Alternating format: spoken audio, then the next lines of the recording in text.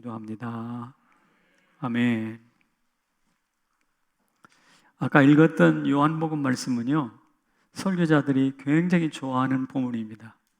그리고 설교를 들으시는 성도 여러분들도 매우 즐거워하는 본문입니다. 왜 그러냐면 보혜사 성령에 대한 말씀을 하시기 때문이에요. 그리고 성자 예수님께서 우리 가운데 평안, 샬롬을 주시겠다라고 약속하시기 때문입니다. 사실 고통이 많고 문제가 많은 이 세상에 평안을 누릴 수 있다면 얼마나 좋겠어요. 보혜사 성령 하나님이 우리와 동행하고 또 우리를 지켜주신다면 얼마나 좋겠느냐고요. 아까 제가 평안 이야기 했는데 예배 시간에 뭐가 막 툭툭툭툭 소리가 나고 사람들이 왔다 갔다 하고 불이 꺼졌다 켜졌다 하고 불편했죠? 아니 솔직히 말해봐요. 좀 불편하셨잖아요. 이 교회 특이한 교회야 막 이럴 수도 있고. 그런데 진정한 평안은 거기에 영향을 받지 않는 평안이래요. 그러니까 제가 진짜 공부하는 사람은 어디서 하냐? 도서관에서 공부하는 사람은 그건 초짜야. 진짜 공부 많이 하는 사람, 공부 집중하는 사람은 시장 바닥에서도 공부한대. 공부하는 사람도 그런데 예배 드리는 사람도 시장 바닥에서 능히 하나님께 집중할 수 있어야 된다고 보거든요. 맞죠? 이게 진짜 집중이고 이게 진짜 평화입니다. 그런 의미에서 아까 투닥투닥 소리가 나고 뭐 이런 것들에 크게 영향을 받고 있다면 내가 그만큼 예배에 집중하지 못하고 있나? 혹은 평안을 못 누리고 있나? 라고 한번 점검해 보시는 것도 괜찮을 것 같아요. 이번 기회를 통해서. 어쨌든 이 성령과 평안이라는 것은 대단히 설교하는 사람이나 듣는 사람이나 좋은 주제인데, 그러나 본문을 자세히 보면 예수님의 관심은 이것보다 훨씬 더 넓어요. 이럴 때면 본문에 세상이란 말이 자주 나옵니다. 세상. 세상 임금이라는 말도 또 나옵니다. 오신다, 주신다, 가신다 라는 이야기도 나옵니다. 또 하나님 아버지에 대한 사랑, 말씀에 대한 순종 이런 용어도 등장을 해요. 그러니까 오늘 본문을 비록 짧은 말씀이지만 깊이 읽어보면 다양한 주제들이 나와요. 이런 다양한 주제들을 다 외면해버리고 특정한 주제, 성령과 평안에만 집중한다면 이 본문을 말씀하신 예수님의 말씀을 균형 있게 다루는 것이 아니겠죠. 그래서 그러면 어떻게 하면 이 본문을 균형 있게 볼 수 있을까요? 고민하면서 제가 설교를 준비했습니다. 여러 가지 방법이 있겠지만 저에게 주신 말씀은 이것입니다. 성삼위 하나님의 행하신 행동, 다시 말해서 동사를 좀 찾아보고 은혜를 받으면 좋겠다라는 것입니다. 첫 번째 동사 뭐죠? 오셨다요. 오셨다. 그래서 요한복음을 이렇게 살펴보니까 오다라는 말을 입력하고 성경 검색 프로그램에 검색을 했더니 요한복음에 무려 142번이 나와요. 오다가 계속 나옵니다. 그래서 요한복음을 오다복음이라고 해도 틀리지 않아요. 오다 엘코마이라는 것은 140번 나온다고 말씀을 드렸는데 1장에만 11번 나오고요. 7절에서부터 시작이 되는데 7절에 그가 증언하러 왔으니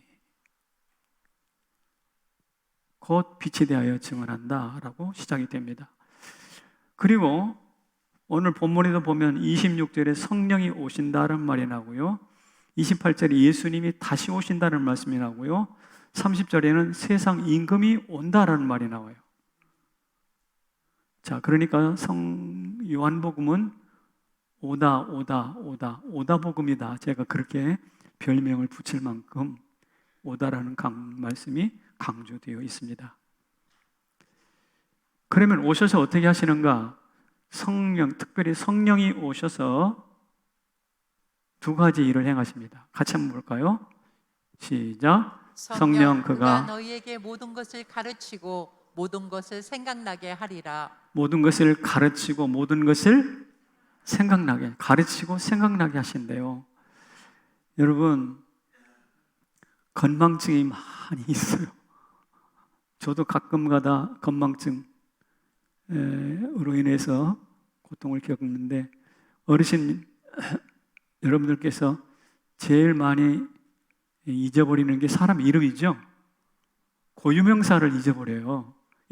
사람 이름이 생각나고 고유명사가 생각이 안 나서 말이 막힐 때가 있어요.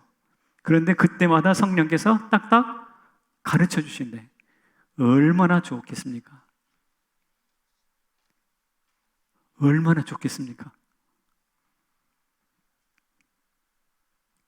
또 하나 생각나게 하시고 가르치시는데, 이 두 가지를 제가 하나 묶어서 이끄셨다라고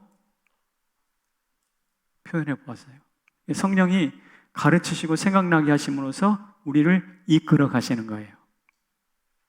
지혜의 영이시기 때문에 성령은 모든 것을 가르쳐 주실 수 있는 분이십니다. 이런 성령을 제껴놓고 만약에 그 성령 앞에 묻지 않는다면 마치 책을 산더미처럼 쌓아놓고 읽지 않는 것이라든지, 은행 잔고가 수억 대가 있는데 밥을 굶는다는 것이, 이렇게 어리석은 것과 다르지 않을 것입니다. 성도 여러분, 우리가 꼭 해야 할 것은 우리를 가르치고 생각나기 위해서 오신 예수, 아니 성령 그 영을, 성령 하나님을 진실로 가슴에 모시어 드리기를 축복합니다. 그리고 모시어 드릴 뿐만 아니라 그분에게 자꾸 물어봐야 돼요. 자꾸 물어봐야 돼요. 아까 묻지 않는 것은 책을 산더미처럼 쌓아놓고 읽지 않고 저금 통장에 수억 대 저금을 해놓고 저녁밥을 빌어먹는 것과 같은 거라고 말씀을 드리지 않았어요? 이것은 어리석음의 극치입니다. 저는 성남제일교회 모든 성도들이 오셔서 가르치고 생각나게 하시는 성령과 더불어 살고 그분에게 이끌림 받기를 축복합니다. 그런 측면에서 제가 참 부러운 사람이 있어요. 누구냐면 빌립이라는 사람이에요. 사도행전에 나오는 빌립 집사님. 그는 성령에 이끌리는 사람이었거든요. 두 개 성경 구절이 있습니다. 같이 읽어봅시다. 시작. 성령이 빌립더러 이르시되 이 수레로 가까이 나아가라. 다음 성경 구절 시작. 물에서 올라올새 주의 영이 빌립을 이끌어 간지라. 자, 수레로 가까이 나아가라 라고 말씀을 하셨어요. 그리고 임무를 마치자 빌립을 이끌어 갔다고 그랬어요. 이디오피아 내시에게 전도하는 장면인데, 이디오피아 내시로 말하면 이름이 내시로, 이름이 아니요, 직분이 내시로 표현되어 있지만 내시는 대단히 권세 있는 자리입니다. 우리로 말한다면 재경부 장관, 재정경영부 장관과 같은 역할입니다. 이 사람이 예루살렘에 왔다가 돌아가는 길인데 호위병이 있었을까요? 없었을까요? 분명히 있었을 겁니다. 그런데도 불구하고 성령께서 빌립에게 가까이 나아가라. 분명히 호위병들이 제재를 했을 거예요. 당신 뭐야? 왜 가까이 오는 거야? 떨어져요. 떨어지라고 막 이렇게 압박을 가할 수 있었는데도 불구하고 어떻게 해요? 성령의 지시를 따라 가까이 나아갔어요. 그리고 만나서 예수를 전하고, 우리가 예수를 전했으니 세례받는 것이 무엇이 거리낌이 있으랴. 그래서 물을 만나니 물에서 세례를 받고, 그리고 내시는 고향 자기 자국으로 돌아가고, 빌립은 어떻게 주의 영이 호련히 이끌어갔어요. 이런 것을 보면 참 부러워요. 무엇을 하든지 누구를 만나야 될 것인지, 다음은 행보는 어디로 갈 것인지 자기가 결정한 것이 아니라 누가 결정했어요? 성령이 결정하셨어요. 우리도 그렇게 살았으면 참 좋겠습니다. 네? 그러다가 성령에 이끌리다가 야, 너 이제 천국 가야 되겠다, 이런 분들이 있잖아요. 그래서 내가 얼마 안 있다가 하나님 나라 갈 것 같아 하고 신변을 정리하시. 우리 얼마 전에 장례하신 분 중에 그런 분이 있었죠? 제가 설교 시간에 이야기했습니다. 그리고 성령에 이끌리다 보면 내일이 기대가 돼요. 왜? 내일 어떤 일을 만나게 하시고 누구를 만나게 하실지 모르는 거거든. 빌립처럼 넷이, 이디오페 권세자 넷을 만나게 될지도 모르잖아요. 내일 내가 윤석열 대통령을 만나게 될지도, 믿지 못하는 표정들인데, 내가 윤석열 대통령을 만나게 될지도 모르는 거예요. 성령께서 하시는. 그래서 제가 이렇게 이야기를 했습니다. 같이 읽어볼까요? 시작. 구글에 묻지 말고 성령에 물으며 티맵보다 성령에 이끌리기. 무슨 말인지 아세요? 모르는 거 있으면 전부 다 구글에 물어봐, 검색해봐, 이렇게 답을 하는데, 구글에 검색해 보기 전에 먼저 누구에게 물으라고요? 성령 하나님께 묻자고요. 차를 딱 타면 티맵 아니면 카카오맵 여기다가 탁 해놓고 거기에 이끌려 가지 말고, 여러분, 하나님이 이게 장식품이 아니잖아요. 이게 장식품 아니잖아요. 우리가 갔던 경험이 있잖아요. 그럼 티맵 키지 말고 한번 가봐. 그리고 헤매면 다시 돌아오면 되지. 헤매면 좀 어때요? 헤매면 다시 좀 돌아오면 되지. 그러다 보면 성령께서 이끌어 가시는 이끌림을 알게 돼요. 가끔가다 제가 병원 갈 때 거기 만차, 지하 주차장에 차들이 많차 그랬는데, 어떨 때 하나님, 주차장이 제 차 대할 때 한 대가 필요합니다. 준비해 주십시오. 그리고 가면 분명히 만차라고 했는데 하나가 쏙 빠져나가잖아. 그런 거 경험하시죠? 아따. 이게 성령에 이끌리니까 그런 경험들이 있는 거거든요. 이끌리시기를 축복합니다. 성령은 또 아까 말한 것처럼 회상, 생각나게 하시는데, 회상이 있기 때문에 하나님의 백성들이 제자리로 돌아옵니다. 베드로는 3번 하게 될 것이다라는 예수님의 말씀이 생각이 났어요. 그래가지고 통곡을 하면서 회개하잖아요. 탕자가 무슨 생각이 났나요? 쥐염년을 먹다가 어느 날 음식이 풍부한 아버지 집이 생각났어요. 그래서 돌아온 거예요. 예레미야 눈물의 선지자 이렇게 말했습니다. 읽어볼까요? 시작. 중심에 회상한즉 오히려 소망이 있사옴은 여호와의 자비와 긍휼이 무궁하심으로 우리가 진멸되지 아니함이니이다. 저 회상한즉이라는 말은 생각한즉이라는 뜻이거든요. 눈물을 흘리면서 예레미야가 생각해 보니까 오히려 소망이 있다라는 거예요. 왜 소망이 있는가? 여호와의 자비와 긍휼이 무궁하셔가지고 내가 이 시위의 뜰에서, 감옥 속에서 죽지 않도록 어떻게 해요? 진멸되지 않도록 우리를 보호하신다는 거예요. 그래서 고난 가운데 있을 때 회상 기능을 하나님이 작동시켜 줬어요. 과거에 하나님이 나를 어떻게 역사하셨는지를 회상케 하셔. 그래서 우리를 회복시킵니다. 성령의 역사거든요. 노병이 자기가 피 흘려 싸웠던 백마고지를 갔다고 생각해 봅시다. 백마고지를 내려다보면서 내가 저 골짜기, 저기서 바로 총을 쏘고 저 골짜기를 넘어서 저렇게 진격을 했지. 저 피비린내 나는 저 백마고지에서 싸워서 내가 살아났는데, 저 전쟁터에서 살아났는데 내가 지금 조금 어렵다고 자빠져 이렇게 절망을 할 거야? 아니지.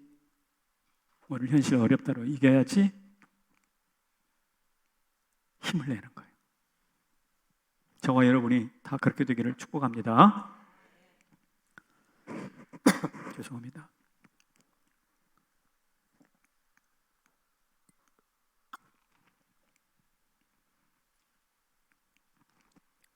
저도 가끔 둔내 치유센터에 가거든요. 치유센터에 가는 이유가 있어요. 사실 가서 며칠 동안 쉬러 가는 데는 참 요사이 콘도라든지 잘 돼 있는 데가 많잖아요. 근데 이 둔내 치유센터를 가는 이유는 거기에서 내가 응급실에 오가면서 고열이 휘달리면서 투병했던 옛날 기억이 회상이 되는 거야. 회상이 돼.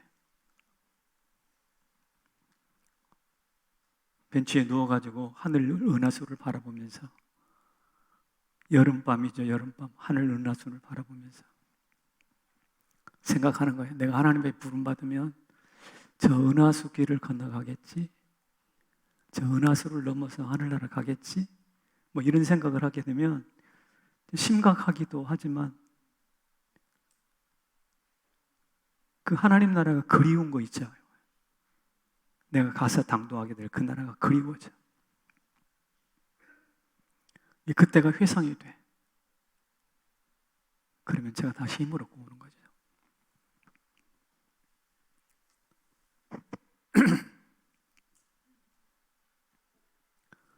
여러분, 택배가 온다 그러면 기다려집니까? 안 기다려집니까? 그죠? 기다리시죠. 뭐가 올까? 뭐가 올까? 옛날에는 제비를 기다렸답니다. 왜? 제비가 봄 소식 가지고 온다고 하니까. 그랬죠? 그런데 제비도 아니고 택배도 아니고 성령 하나님이 오신다. 그렇다면 여러분 기다리겠어요? 안 기다리겠어요? 기다리죠. 그분 때문에 생각하고 그분 때문에 회삭하고. 그래서 성령의 이끌리는 삶을 사는데 얼마나 좋겠습니까? 오늘 처음 나오신 우리 새가족 여러분들에게도 성령이 이끌어 주시기를 축복합니다. 네. 자, 두 번째는 이것입니다. 뭐라고요? 주셨다. 오셔서 멍하니 있는 게 아니라 뭔가 주신다는 거예요. 왜 주시냐면 예수님이 곧 십자가에 못 박혀 죽을 거 아니에요. 이제 이 만찬자리가 끝나면 바로 골고다 언덕 가고 골고다 언덕에서 재판장 가고 재판장에서 겟세마네 동산에서 재판장으로 재판장에서 골고다 언덕으로 바로바로 갈 거거든요. 그 예수님의 부재 현상을 극복하라고 예수님이 뭔가를 주신다니까요. 그게 바로 뭐냐? 아까 말씀드린 27절 다시 읽습니다. 시작. 평안을 너에게 끼치노니 곧 나의 평안을 너에게 주노라.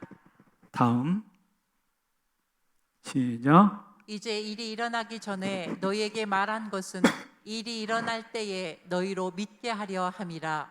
우리 주님께서 뭘 주고자 원하셨냐면 평안이고 하나는 믿음이에요. 세상에 줄 수 없는 예수님 표 평안이고요.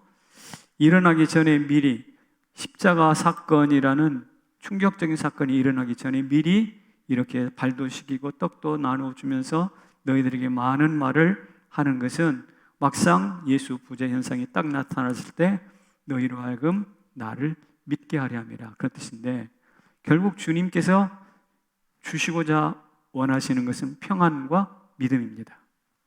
이것은 마치 길을 떠나는 아빠가, 먼 길 떠나는 아빠가 자식들 모아놓고 얘들아 아빠가 한 며칠 동안 먼 길을 갈 거야. 그러니까 아빠 없더라도 찾지 말고 엄마랑 마음 든든하게 평안히 잠 잘 자고 밥 잘 먹고 있어. 빨리 갔다 올게.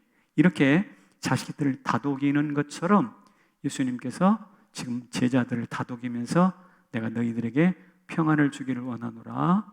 내가 너희들에게 믿음 주기를 원하노라 라고 말씀하시는 거예요. 여러분 생각하십시오. 우리가 망망대해에서 지금 표류하고 있다. 이때 가장 필요한 게 뭐겠어요? 이때 바로 가장 필요한 것이 폭풍 가운데서도 평정심을 유지하는 평안이 필요합니다. 뭐요? 평정심을 유지하는 평안. 그리고 또 하나, 분명히 구조대가 찾아온다는 믿음입니다. 여러분 어저께인가요? 봉화에서 무려 10여일 만에 구조되신 분들이 계시더라고요. 예? 뉴스 보셨죠? 예. 그분들이 무엇을 가지고 희망을 누렸냐면 발파하는 광 발파 소리를 들으면서 아, 우리 구하러 오는구나 라고 희망을 가졌대잖아요. 그리고 믹스커피가 그렇게 중요한지 몰랐어요. 믹스커피가 그렇게 중요한지 몰랐다고요. 이게 믹스커피 먹으면서 나눠 먹으면서 그렇게 둘이서 서로 의지하고 견뎠다는 것인데 평정심을 유지하는 평안. 아까 뒤에서 아무리 뚝딱거리고 그래도 나의 집중이 깨지지 않는 그 평안. 이게 필요하거든요. 만약에 이 믿음과 평안이 없으면 망망대해에서 어떻게 물에 빠져 죽는 게 아니라 심장마비로 죽어버려요, 이미.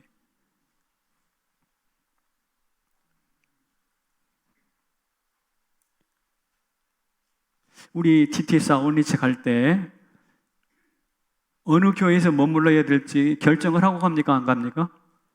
아무것도 결정하지 않고 그냥 갑니다. 내가 어디 가서 그런 이야기를 했더니 목사님 그것은 80년대에 했던 일이지 요사이처럼 말이야 다 예약 제도가 시스템이 잘 돼 있는 때인데 예약 안 하고 가고 이게 구식 아닙니까? 그게 무슨 성령과 인도하는 겁니까? 라고 저를 비난하는 소리를 들었어요. 제 생각은 그렇습니다. 그 사람들은 예약함으로 인해서 무엇을 잃어버리는가? 하나님이 주시고자 하는 믿음과 평안을 잃어버린다는 거예요. DTS 여기서 6시, 5시, 3시 예배 드리고 4시, 5시 돼서 출발하잖아요. 그러면 제가 울진 가면 밤 12시 다 돼버려요.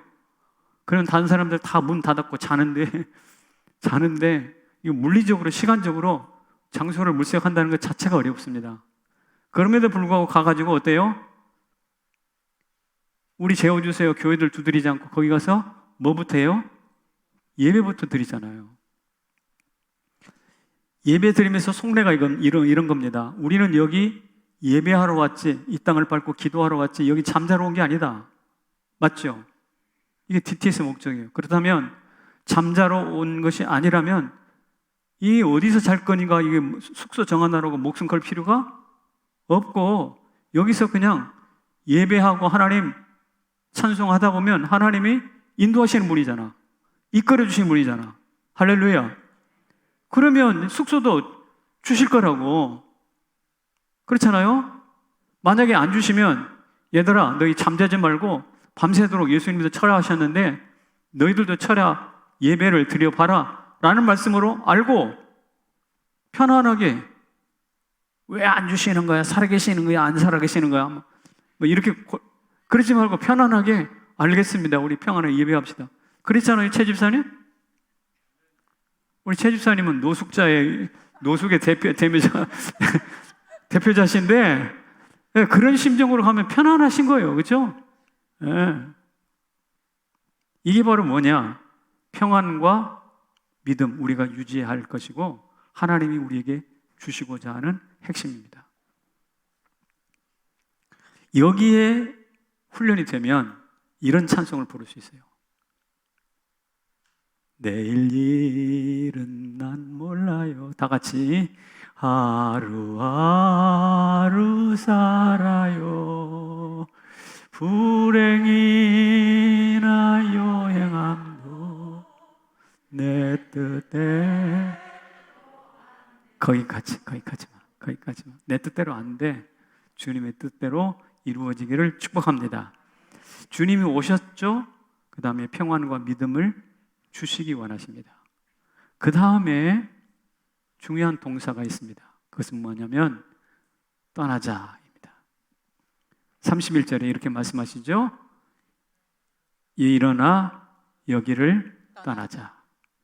여기는 어디일까요? 여기는 지금 따뜻한 성만찬 자리예요. 발을 씻겼던 행복한 자리예요. 떠나고 싶지 않은 너무너무 일생에 기억 남는 자리일 거예요. 그런데 여기를 일어나서 떠나자고 그랬어요. 무슨 뜻입니까? 이것은 하나님 보좌로 나아가겠다는 뜻이에요. 여기보다 더 좋은 곳이 있다는 뜻입니다. 단, 또 하나, 십자가 죽으러 가자. 내가 너희들에게 이미 십자가를 예고하지 않았니? 일어나서 이제 십자가로 나아갈 때가 됐다. 이런 뜻입니다. 그러니까 일어나 여기를 떠나자. 떠나고 싶지 않은 이 따뜻한 성만찬 자리를 떠나자고 하는 이유는 무엇이냐? 첫째는 죽으러 가는 것이고 십자가로. 세 번째, 그것을 통과해서 어디로? 하늘 보좌로 나아가자라는 말씀입니다.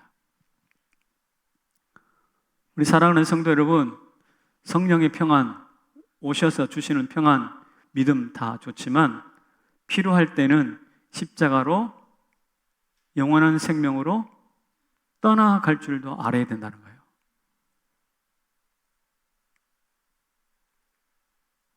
제자들의 실패는 여기서부터 시작돼요. 다 받았죠. 누렸죠. 그런데 예수님이 일어나 여기를 떠나자라고 예수님은 겟세마네 동산 가셨지 않았습니까? 거기까지는 따라갔어요. 따라갔는데 어떻게 했어? 거기서 쿨쿨 잠만 잤잖아. 그 다음 단계 십자가 골고다 언덕 따라갔어요? 못 갔어요. 우리도 우리 주님께서 이렇게 말씀하세요. 일어나 여기를 떠나자. 여기를 떠나자 그러면 교회를 떠나자 그런 뜻이 아니에요. 우리 집사님 오셨네. 목동으로 이사 가신 우리 집사님. 목동으로 이사 가셨는데 오셨어요. 그래서 내가 오셨네 그랬더니 이건 와야죠. 저한테 반문을 하시더라고요. 잘 오셨습니다. 예. 여기서 떠나자는 이야기는 떠나라는 가라는 이야기 아닙니다. 어디로 가자? 예수님은 떠나자 그래가지고 겟세마네 동산으로 제자들 데리고 갔는데 오늘 우리들은 어디로 가야 할까요? 요 사이 두드림 이거 창문을 두드림 기도해. 제가 보니까 이름을 너무나 잘 지은 것 같아. 두드림 기도 세일에 하늘 창문을 두드리시기를 바랍니다. 예수님이 제자들을 데리고 골고다 언덕에 올라가시기 전에 먼저 가신 곳이 겟세마네 동산이잖아요. 겟세마네 동산에서 정말 깨어서 제자들이 하나님과 우리 주님과 하나님께 기도했다면 아마 부인이라든지 이런 것은 없었을 거란 말이에요. 두드림의 기도의 자리에 가서 예배 회복을 위해서, 흔들리는 믿음을 위해서, 다음 세대를 위해서, 우리 중앙동의 재개발을 위해서, 경제 회복을 위해서, 핵무기의 해체를 위해서, 남북관계 개선을 위해서, 우리의 자녀들의 미래를 위해서 기도할 게 너무나 많잖아요.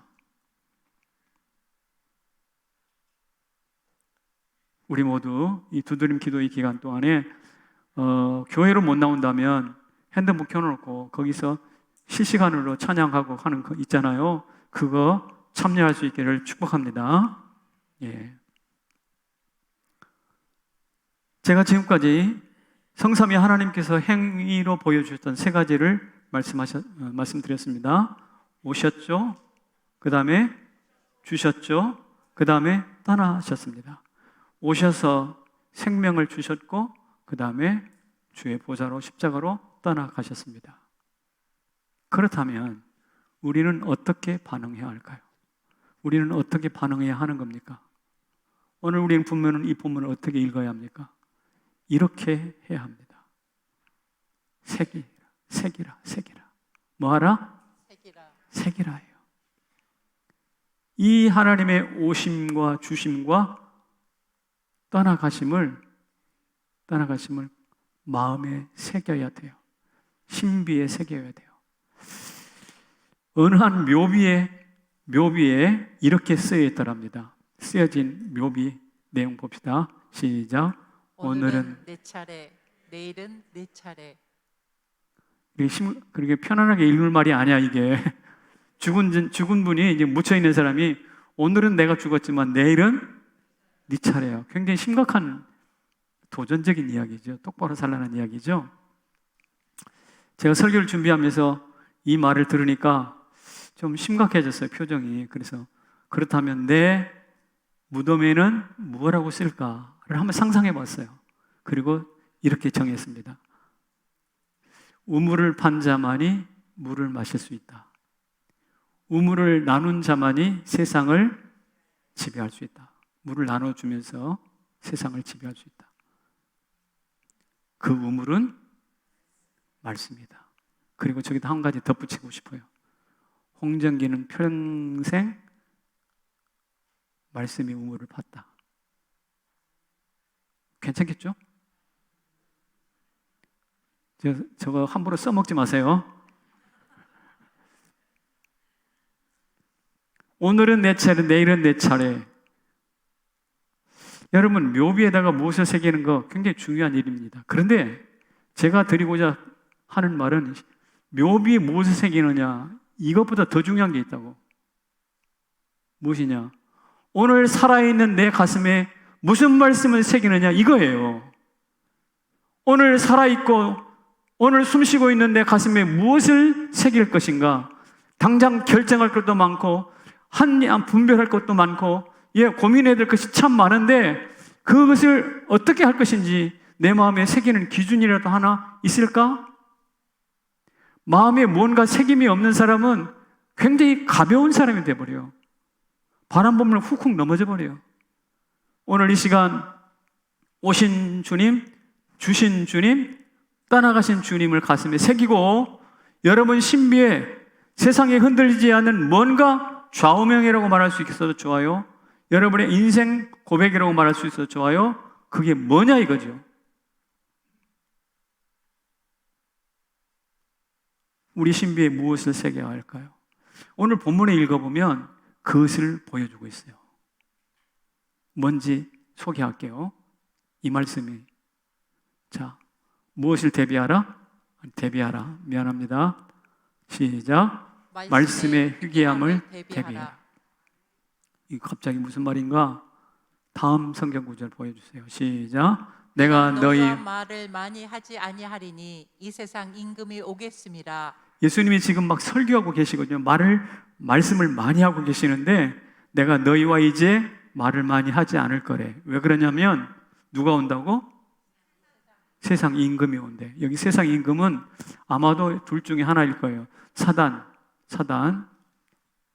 또 하나는 로마 총독 혹은 대제사장, 예수님 잡으려고 세상 권세들이 찾아온다. 이런 뜻입니다.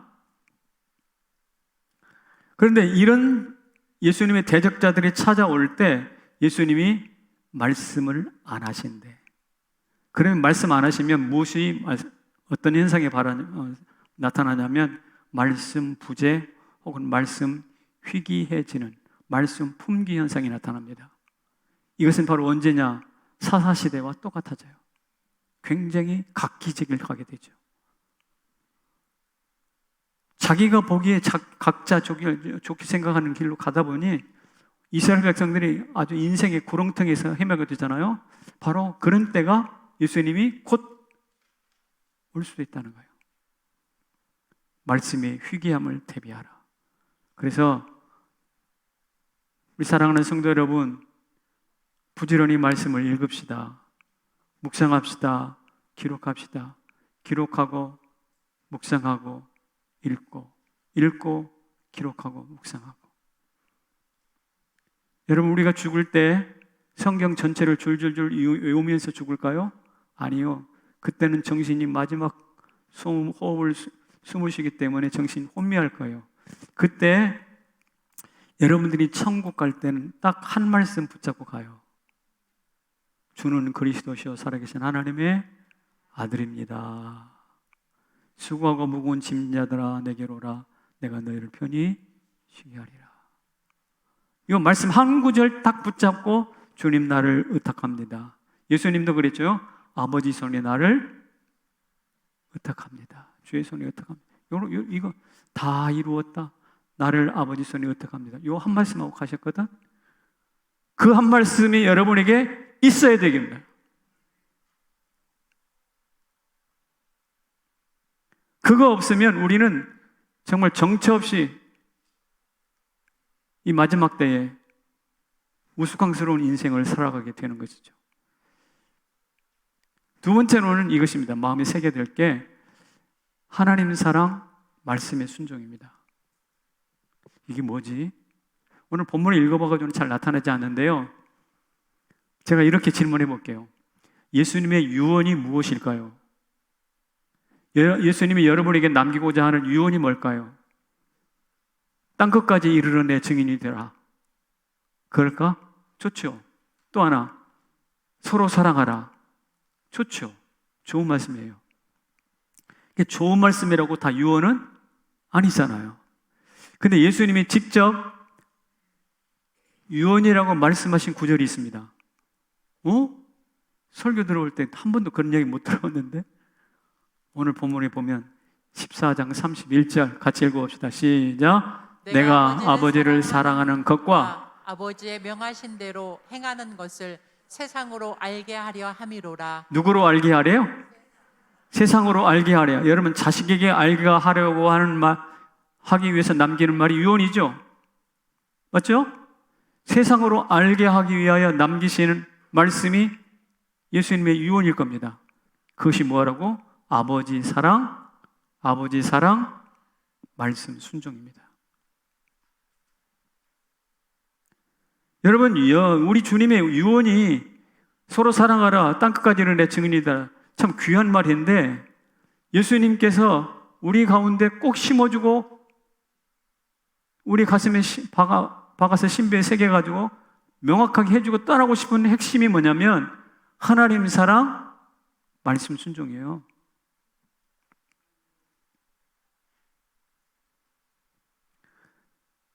그래서 성남제일교회 성도 여러분에게 제가 진심으로 축복합니다. 예수님의 유언을 마음에 새기시기. 그 내용이 무엇인가? 이것입니다. 같이 읽습니다. 시작. 이 시대 하나님 사랑과 말씀 순종만이 해답이다. 말씀 품귀 시대가 올 텐데 그때 하나님 사랑과 말씀 순종만이 해답이라는 것이죠. 이게 바로 오늘 본문에서 주님이 우리에게 가르치고자 하는 굉장히 중요한 말씀이에요.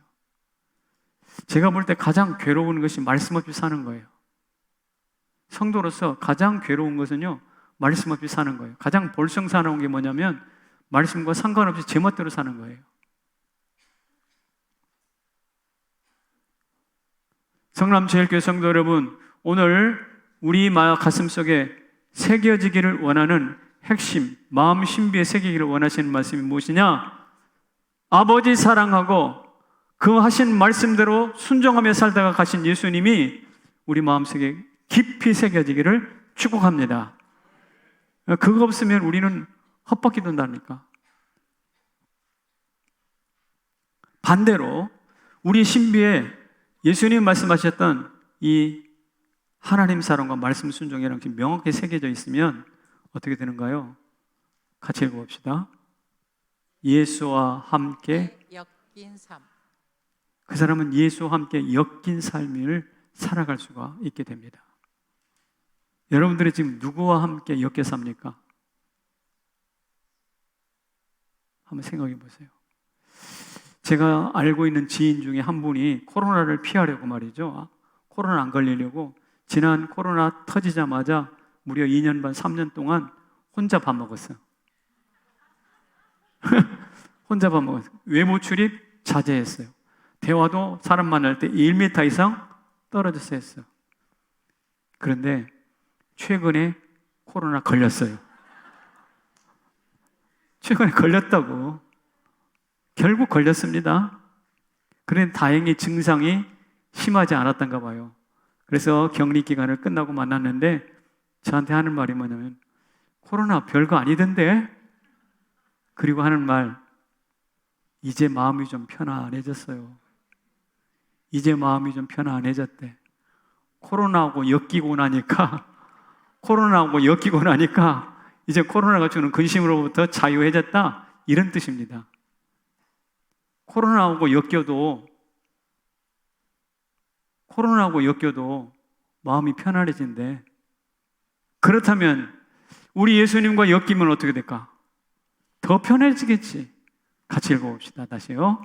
시작. 평안을 너에게 끼치노니 마음의 근심도 말고 두려워하지도 말라. 그렇습니다. 예수님과 엮이면, 예수님의 평안을 경험하면 마치 예방주사 맞은 것처럼 걱정이 싹 물러가 버린다는 거예요. 저는 이런 사람들을 예수와 엮인 성도라고 부르고 싶어요. 바라기는 성남제일교회 모든 성도들 예수님의 오심과 예수님의 주심과 예수님의 떠나심과 엮이기를 바랍니다. 그 말씀을 가슴에 새기면서 그 말씀이 내 가슴속에 신비에 새겨지는 것처럼, 묘비에 새겨지는 것처럼 신비에 새겨져서 예수님과 엮이기를 바랍니다. 우물을 파는 자만이 예수를 물을 마실 수 있다. 우물을 나눈 자만이 세상을 지배할 수 있다. 그 우물이 곧 말씀이다. 나는 그 말씀을 평생 팔 것이다. 이렇게 예수님과 딱 엮이고 나면 성경 보는 게 기쁨이고 말씀 깨달아지는 게 감격이고, 그렇잖아요. 세상에 어려움이 찾아와도 거뜬히 일어나고, 할렐루야! 이게 바로 예수와 엮인 성도입니다. 하나로서는 감당할 수 없지만 둘이면 능히 감당하고 셋이면 삼겹줄은 쉽게 끊어지지 않는다는 잠언 말씀이 있는 것처럼 예수님과 엮이면 삼겹줄이 끊어지지 않는 것처럼 강해지는 거거든요. 제가 자주 이야기하지만 지푸라기는 불에 넣으면 금방 타버리고 끊으면 툭툭툭 끊어지는 게 지푸라기인데, 그 지푸라기를 물을 묻혀가지고 꼬아보세요. 새끼를 꼬아보세요. 새끼를 꼬아가지고 또 가는 새끼를 가지고 또 꼬면 뭐가 돼요? 굵은 새끼가 되고, 그걸 또 꼬고 그러면 엄청나게 큰 동아줄이 된다고. 동아줄. 이 동아줄의 정체는 뚝뚝 끊어지면 지푸라기일 뿐이에요. 그런데 지푸라기가 서로 엮이니까 강력해지는 거죠. 오늘 성도 여러분, 우리 각자는 다 지푸라기처럼 끊어질 수밖에 없어요. 그러나 서로 엮이시기를 바랍니다. 예, 서로 엮여서 하나 되시기를 축복합니다. 더군다나 거기에 예수님이 함께 하셔서 예수님과 함께 엮이면 감당할 사람이 없는 거예요. 할렐루야. 세상을 이기는 거예요. 엊그저께 금요 집회 때 우리 개기영 목사님하고 이승준 사님이 함께 요 앞에 나와서 기도 인도하는 거 보셨어요? 못 보신 분이 많구나. 저는 저 뒤에 앉아서 이 금요 기도회를 두 사람이 옴니버스처럼 서로 공동 인도를 하는 게 좋겠다 해서 그렇게 제가 이제 지시를 해서 그렇게 처음 시도해 봤는데, 저 뒤에 앉아서 새로운 느낌을 받았어요. 우리 김 목사님은 김 목사님의 독특한 영성, 또 이승준 사님의 독특한 영성이 함께 이렇게 엮이는 것 같아. 그래서 혼자 할 때보다 훨씬 더 다이나믹해요. 그리고 풍성해요. 영성이 다르니까 저런 기도도 저렇게 할 수 있겠구나 하면서 기도가 더 깊어졌어요. 저는 그랬어요. 여러분은 어떠셨나요? 대답이 없네. 여러분 맞죠? 우리 어르신 여기 그 자리에 참석하시는 어르신 손을 들고 옳다고 그러시네. 이게 바로 뭐냐면 같은 기도를 하더라도 나 혼자 하는 것보다 통성기도가 더 세요, 안 세요? 우리나라의 그 트레이드 마크가 통성기도 아닙니까? 주여. 그런데 기도하는 것뿐만 아니라 기도 인도도 같이 하면 좋을 것 같아. 그래서 기대하시라. 나중에 우리 광장 예배할 때, 다른 예배 때는 이야기 안 했는데 여기는 해도 될 것 같아. 목사들이 옴니버스 설교라는 거 아세요? 혼자 저만 설교하는 게 아니라 목사님 2분, 3분이 나와서 10분씩 같은 말씀을 가지고 같은 방식으로 설교하는 거예요. 좋겠죠? 자, 이게 뭐냐면 엮이는 거예요. 서로 엮이고 예수와 엮이고 우리 공동체가 함께 엮이는 거예요. 그러니까 자기가 설교를 잘하려고 열심히 튀려고 그럴 필요가 없어. 같이 엮이는 거예요. 우리 다 지푸라기인데, 그런데 지푸라기라도 엮이기만 하면 강해지는데, 할렐루야. 그렇게 되기를 소망합니다. 저는 15세 이후 예수님과 엮여 살았습니다.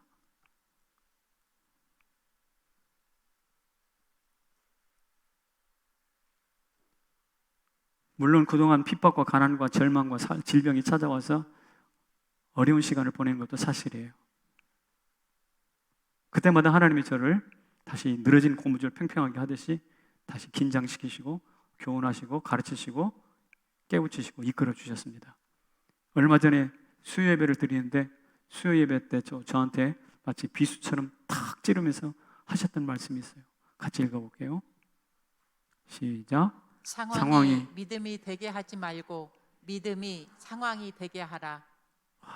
이게 무슨 말이냐면, 상황, 베드로가 물 위를 걷다가 파도를 보고 물에 빠졌죠? 물 위를 걸을 때는 믿음이 상황을 지배했어요. 근데 이게 역정이 돼서 상황이 파도가 보이고 겁을 먹었어요. 그럴 때 그때는 상황이 믿음을 지배했어요. 물이 빠진 거예요. 그렇구나. 상황이 내 믿음을 집어삼켜버리면 안 되잖아요. 상황이 믿음이 되게 하지 말고 내가 믿는 바가 상황이 되게 해라. 그래서 내가 저 홍해를 건너리라, 하나님 너 건너게 할 거야 라고 말씀하시되 딱 마음에 새기고 나면, 신비에 새기고 나면 일단 하나님과 엮인 사람이 되겠죠. 할렐루야. 하나님과 엮이고 나면 그 믿음이 내 상황이 돼. 그래서 바다가 갈라지는 거예요. 다시 저 말씀 읽어봐요. 시작. 상황이 믿음이 되게 하지 말고 믿음이 상황이 되게 하라. 조금 어려운 말이긴 한데 어쨌든 저 말씀이 가슴에 쑥 들어왔어요. 그래서 제가 마음이 정신이 번쩍 났어요. 맞아. 사랑하는 성도 여러분, 오늘 말씀을 통해서 예수님과 엮여 사시기를 축복합니다. 예수님이 엮이기 위해서, 우리와 엮이기 위해서 오셨잖아요. 주셨잖아요. 그리고 우리 위해서 가셨잖아요. 오시고 주시고 가신 그 예수님 가슴에 새겨서 엮여서 살아갈 때 세상이 감당지 못하는 그리스도인 될 줄로 믿습니다. 자리에서 일어나십시오. 왜 슬퍼하느냐? 왜 걱정하느냐? 찬송할게요.